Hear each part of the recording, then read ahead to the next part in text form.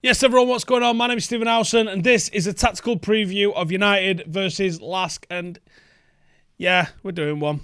Yeah, I don't feel like there's much point, does there?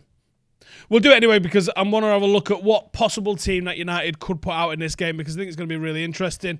Team news: Luke Shaw, Phil Jones, Axel Tuanzebe seemingly unavailable for the remainder of the season. Expecting plenty of rotation from the Premier League running. With the tie, technically, dead and buried. Now, I fully expect to be getting clipped up and would fully fucking accept it if on the back end of this, United get beat 6-0.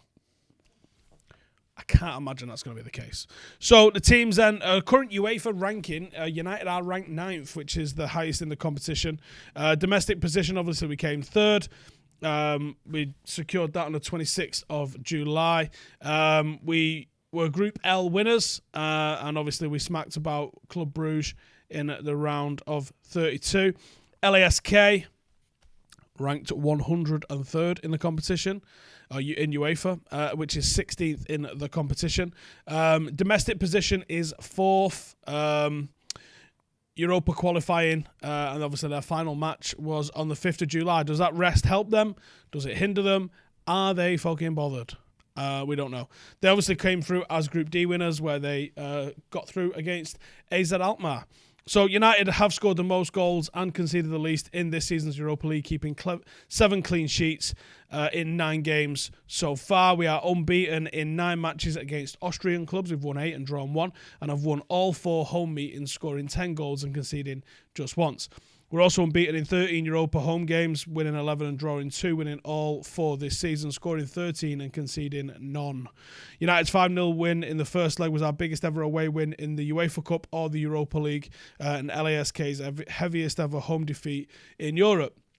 After winning the first leg at home, United have progressed in all 17 European games in which they've done so, most recently against Celta Vigo in the 16-17 Europa League. Our last 3 Europa League games, which is so long ago, all of these: 3-0 against Belgrade, 4-0 against Alkmaar, and 5-0 against Club Brugge. LASK then, they were runners-up to Salzburg in the Bundesliga last season, but they finished 4th, 17 points off from the top, and they've had several points deductions.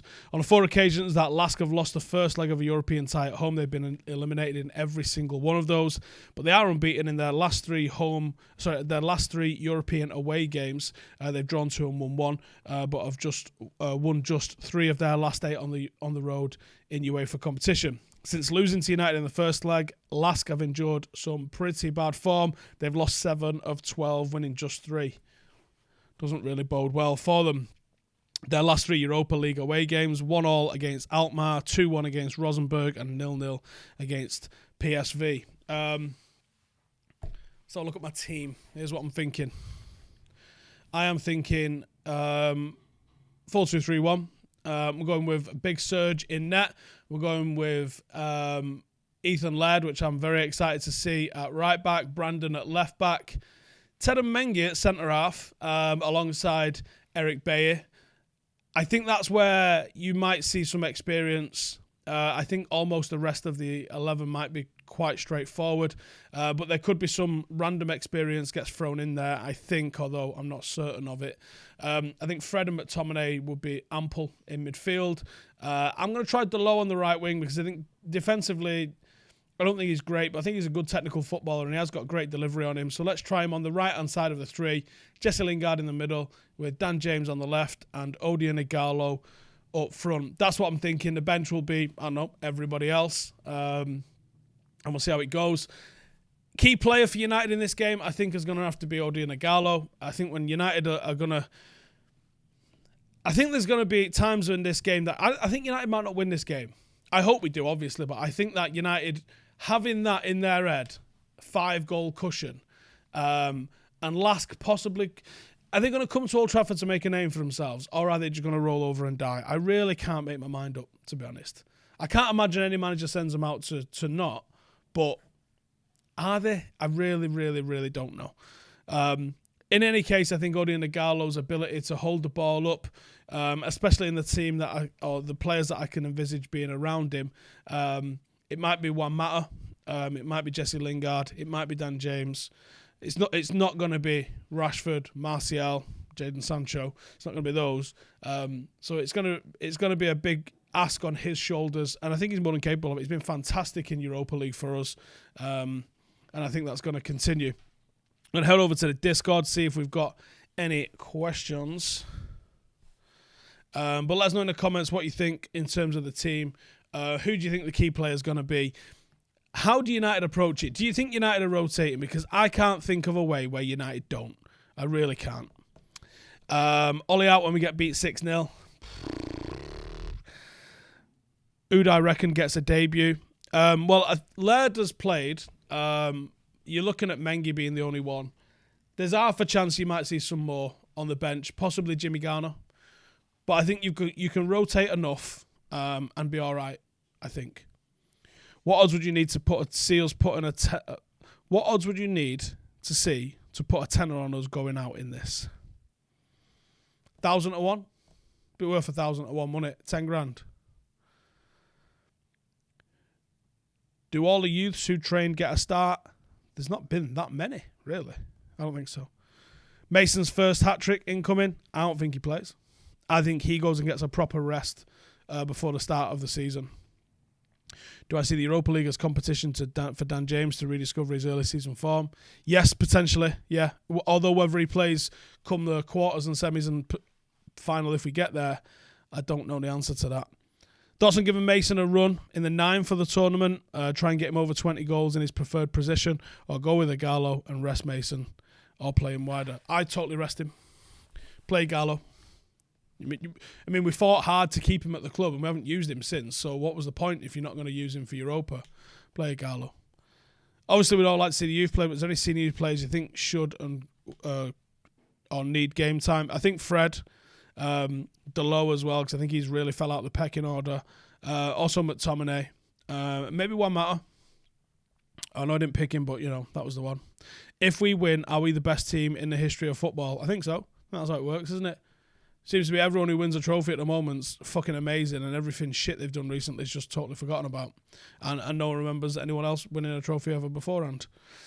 LASK have won 7 of their last... I've lost 7 out of their last 10. Does it make it easier for a probable young starting 11 that LASK aren't in good form? I think their last match is going to have been a month to the day from when they have a run out against United, so I don't know if you can include that form. I think you've just got to treat it as the one-off game that it is, and I think a rotated United side still should be good enough to beat them. Has it got to be youth and fringe, given how tired everyone looked? Precisely. Because it's not just about, can we go and win that thing? There's knock-on effects to how this team starts next season, how this team comes out of the gate for the Premier League season, which, let's be honest, if Solskjaer went balls to the wall, won this, but then came like 9th next year, people would be calling for his head. They wouldn't be like, it's because we won Europa League. They'd be like, this isn't good enough. So, no, he needs to look after the bread and butter, and that's the league. There's a massive want to just sit and go play the youth and see how it goes, but surely it's imperative for Ollie to win a major European honour. Yep. On the other hand, it's important to rest for the season ahead. If you're Ollie, what am I telling the lads? I tell the fringe players, I haven't selected my squad for next season, and there is a legitimate opportunity. You guys can come and get into it and have a say and have an impact. The likes of Brandon and Mason forced their way to the fore when they weren't even considered at the start of the season. You can do the same. Go do it. Is this game the perfect opportunity for Mitz to make the step up from steward to at least the bench? Don't know. I don't know why I wouldn't want to come on camera. Has Paddock FC been called up by Ollie to play the game so he can rest first team players? Well, we only lost 3-0 last week, so we'd still progress. Would Paddock FC beat LASK? Tell you what, we had the trial yesterday, or Sunday, because it's going out tomorrow. We signed some right players. We'd probably get dick though, let's be real.